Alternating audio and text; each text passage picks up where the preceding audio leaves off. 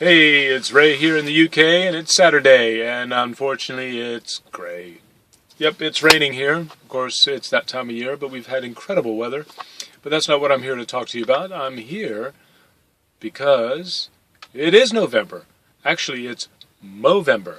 I hope you guys see all this kind of gristle, and what the hell is that about? Well, sort of shockingly for me is that it's also changed color, but effectively the whole point of it is that there's this kind of a movement, an activity, a dynamic of basically raising awareness for men's health issues. And now that I'm basically, kind of past my mid-40s and knocking on the door of the big 50, I guess, a lot of the things, particularly health and well-being, that some of us, I speak for myself, took for granted when we were younger, feeling slightly indestructible, and even when we were injured or something didn't quite go right, we bounced back a lot faster and a lot better and a lot more vital than we used to, than I do now, say.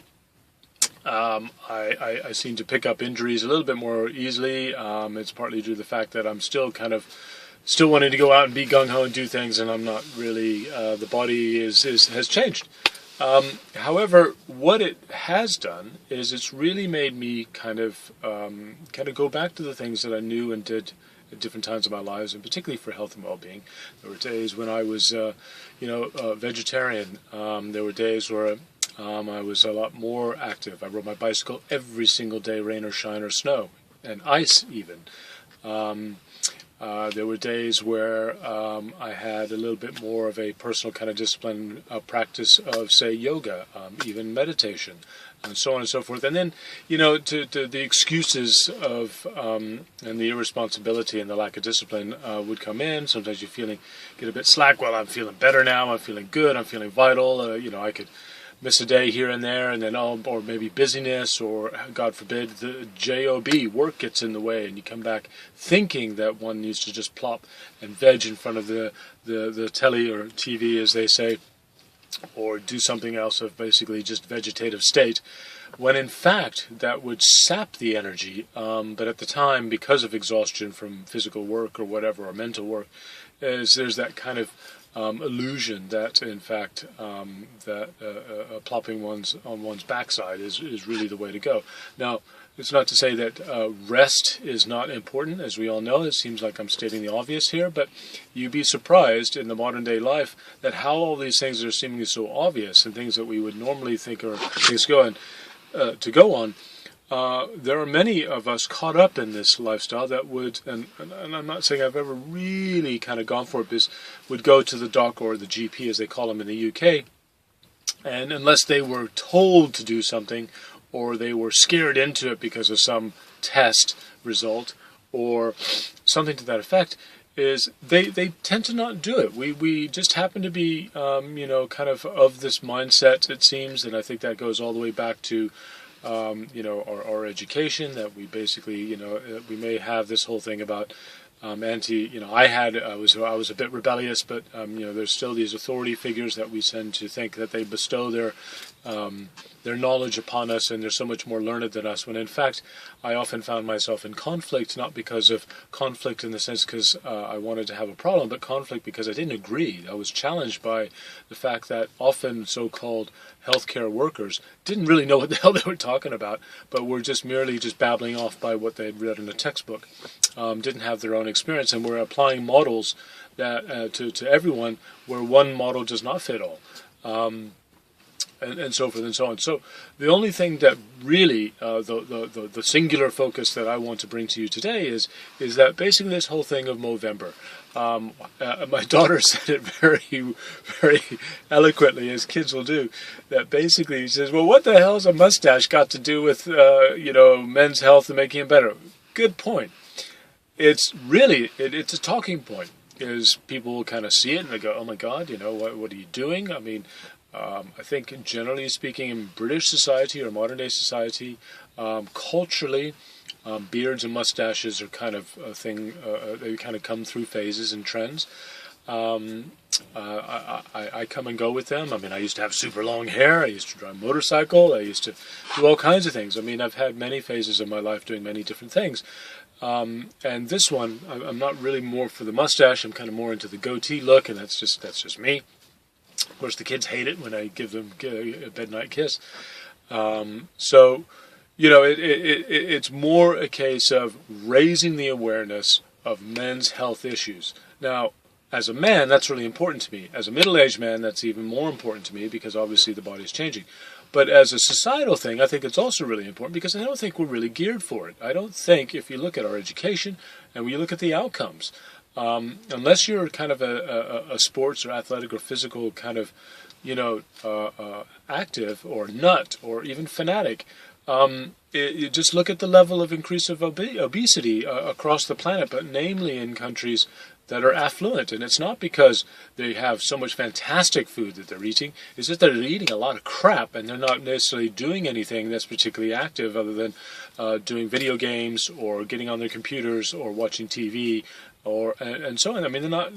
I'm not saying that there aren't some things within that hold value, but I mean, I've had to consciously be very, very actively engaged in my parenting, and I've got girls.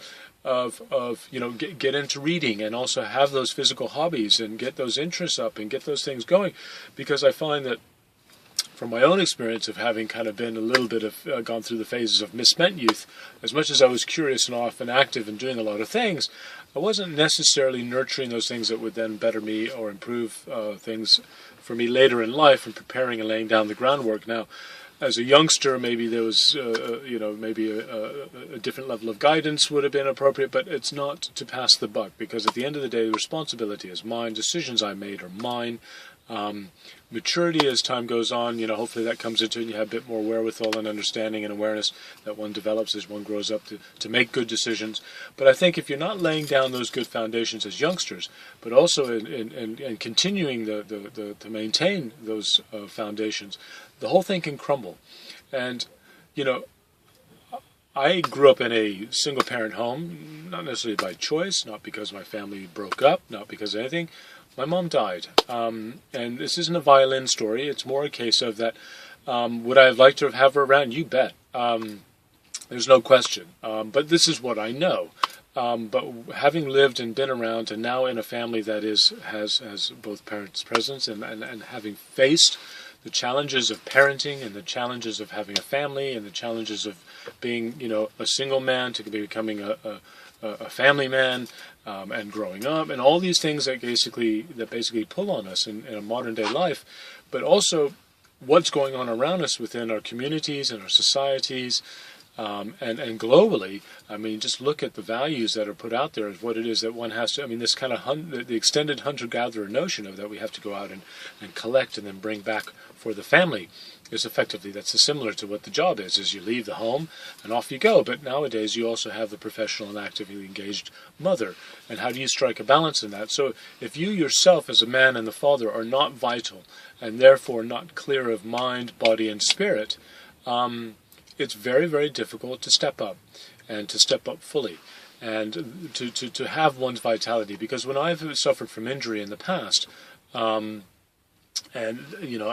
example, I blew my knee out doing some seriously heavy work, and it completely, that was it. It stopped me in my tracks. I couldn't do many of the things, not just that I had to do, but I wanted to do. So my kids, young and bouncing and sprightly, wanting to climb and play and tree climb and play and kick the ball and run around and do stuff, I wasn't able to do that. So it wasn't just that I wasn't able to do my JOB, just over broke, but I wasn't able to actually do the things that I loved, or still love, is to basically play with my kids. It was hard to take. It slowed me down.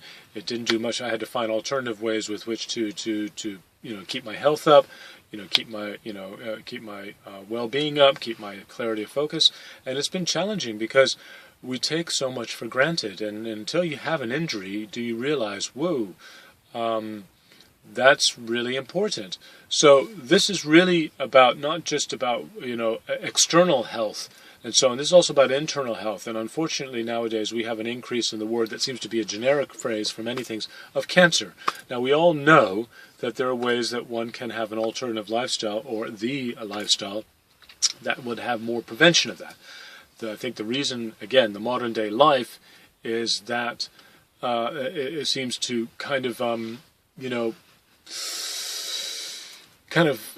there's a bit of causality there, and the effect is cancer. I mean, the causality is that, we're more sedentary, our nutrition is rubbish, the food supply is all kind of messed up, the way of preparing food, the sourcing of food, the what's within the food as far as preservation and supplements and crap, too much sugar, highly stimulated diets, caffeine, which I've given up, though, I did really enjoy it for a while. I still, occasionally like my wines, which I really appreciate. I'm kind of gone off my beers, but I do appreciate a good one when it comes along, and bits and bobs and that. I don't smoke.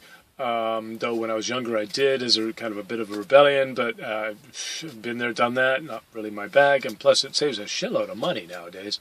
Kind of still, the idea, even if it's not for health, is political as well, it's just another way of getting suckered into something. But, the whole kind of construct that seems to be, for this whole notion of convenience has actually become quite inconvenient. Similar to, the instant access of, telecommunications. I mean, here I am being able to share a video with you, which is great, but I'm hoping that, you'll come to this at your own time, as opposed to being on my mobile phone going, you got to watch this, you got to do this, you got to wait, and why didn't you call me? And it's like, hey, look, what did you guys do before this came along? This is an opportunity to have a tool, a mobile tool, that if you have a roadside problem, or you're lost, or you can do things on the go, you can do your job on the go, you run your business on the go. That's all great, but keep it in balance, and that's effectively what my message is here. Because I think often, we men, during the recession in particular, there's a lot of things that changed, and also the new millennium, the 21st century, those ideas of job security, though sometimes that was a false notion. Because it wasn't particularly, many people who would go all the way up to retirement and kind of go, shit, I wish I'd done something else, but hey, look, I had bills to pay. And this whole kind of dynamic that we seem to have gotten ourselves caught up into, as opposed to living our purpose and living our passions and drawing on those passions to really put together what it is I want. And many of us, work bloody hard, but also we're playing bloody hard because we were trying to escape this miserable life that we had created, or that we had gotten suckered into, or that we had to do because of the demands of the cost of living. Our quality of life went down. So on that note, this is a message that Movember, catch up for the 30 days, grow yourself a tash, get yourself a talking point, go to the parties, share a joke, share a laugh, and hopefully not too much facial road rash. Give a hug and a kiss, and look after your old men, look after your dads, and look after your kids. And the reason for that is that actually, guys, we bring a lot to the table. There's a lot of us who sometimes have been downsized, that have been made redundant, so to speak, that have lost jobs, have lost housing, but it's a case of shift gears, move on to something else. I mean, I've gotten into the online business space because I think the opportunity, the access, the accessibility, the reach, the power that one can leverage, as opposed to trying to do it all oneself, which is something we're inclined to do. A lot of these kind of talking points and buzzers I'll be touching on later, but the key point is that we do not need to do it alone. Stand on the shoulders of giants, take credit for your own actions, take responsibility for your own actions, hold ourselves accountable, sure, but make decisions that are inclusive. We do not need to go it alone. I mean, those who are married or in relationships and partnered, instead of, just seeing it as, the illusion of this or that or whatever, it's a coming together of people, resources, energy, dynamic, love, interaction, value, and things, to share. And then, if you have kids and so on and so forth, and even those people who are single or who have been in relationships, you hold value, even if at that particular time the value wasn't necessarily appreciated, or you didn't really know where to plug it in. Take the time, sit down, meditate, reflect, do some introspection. do it on a health level as well. Physically, check in, make sure that your internals are doing so that, so-called toxicity doesn't take over and then cancer kicks in and you have this whole kind of thing you have to react to. Be proactive, get active and engaged, but also mentally check in. This is not just a reminder, but it is also a case of increasing the awareness and really trying to spotlight the necessity to maintain vitality, because again, we have so much to be thankful for. We have so much that we bring to the table, and we often forget when it doesn't quite go our way or things have kind of taken a downturn. There's a lot of things out there, not to play the victim role, but there's a lot of things out there that were out of our control, that we feel that we're responsible for, and we blame ourselves for doing things. But the economic downturn, I had fuck all to do with that, except I participated in it, and that was what was incorrect. There are alternatives out there. There are other ways of making livings. There are other ways of doing things. Do not be driven by fear. Definitely don't be driven by guilt. And definitely don't have your dreams knocked out of you and the wind knocked out of your sails. Stay your course. Doesn't mean the course doesn't change. Doesn't mean that you don't need to adapt. But do carry on. And the best place to begin to get that focus and get back on track, if you've been knocked off track, is to get your health and well-being back in harmony, back in balance, and back in center. So here's a great month to do it. You've got a lead into Christmas. You've got a lead into the end of the year for those of you who have nothing to do with Christmas. It just happens to be another day in a month in the calendar, was absolutely fine. But because of the structures, the way things are, it will be a period of time of where there will be a lot of stress kicking in, or a lot of reflection possibly, or for those people who may be finding themselves a bit more lonely, there's nothing like a physical activity of going to a club or a gym or down to the park and interacting and engaging and making friends. I mean, that's the thing. So don't feel you have to do it all, but don't go it alone. Life appearingly is long, but it is in fact quite short.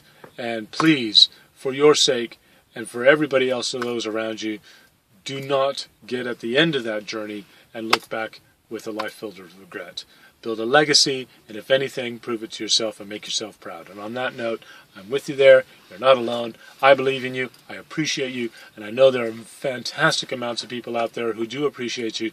You just maybe, if you don't feel it, it's just maybe something needs to shift, something needs to jig. And what better place to start than with ourselves? Because that's one thing that we can control and manage as long as we set our mind to it. So decide on that note. See you on the next one, and we'll kick it around again. So, adios.